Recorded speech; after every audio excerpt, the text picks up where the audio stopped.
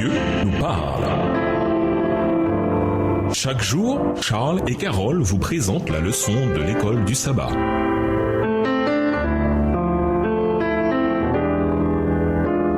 Bienvenue dans votre émission Dieu nous parle. Voilà la leçon de vendredi. Pour aller plus loin, nous vous invitons à lire dans le livre Le meilleur chemin vers Jésus, le chapitre La pierre de touche, livre écrit par Ellen G. White. Ellen White nous dit entre autres que quand nous répondons vraiment au Maître divin, nous désirons vivement reproduire son image, nous imprégner de son esprit, faire sa volonté et lui être agréable en toutes choses. Quand nous sommes en compagnie de Jésus-Christ, dit-elle, notre devoir devient un délice. Texte tiré du livre Vers Jésus, au chapitre 7, aux pages 89 et 91, livre écrit par Ellen G. White. À présent, à partir de la Bible, consultez Matthieu 5 à 7. Il s'agit du sermon sur la montagne, l'un des plus grands résumés de ce que le Maître divin voulait que ses élèves connaissent et discours d'inauguration du royaume qu'il venait établir. À méditer, de la même manière que Dieu s'adressa à Adam et Ève ainsi qu'à Jacob, Jésus s'adresse à nous. Il se rapproche de nos aspirations profondes et il nous étonne, comme avec Bartimée,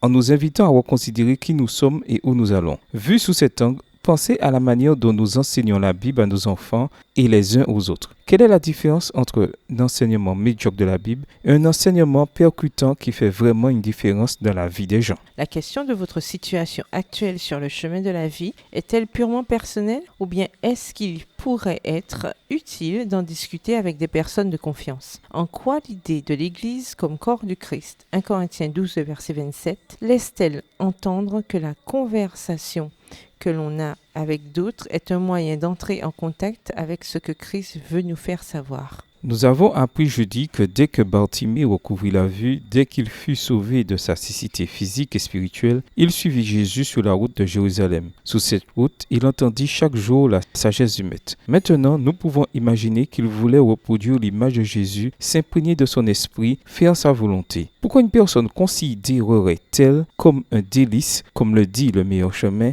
le fait de suivre un standard aussi élevé que celui que Jésus exprime dans le sermon sur la montagne? Attardez-vous longuement sur la question posée à la fin de l'étude de jeudi. Comment apprendre à discerner le bien du mal? Comment définir ce qui est bien et ce qui est mal? Et pourquoi ce que nous faisons de cette connaissance est-il peut-être plus important encore que d'avoir cette connaissance en soi? Au revoir. Et à demain si Dieu veut. Dieu nous parle. Chaque jour, Charles et Carole vous présentent la leçon de l'école du sabbat.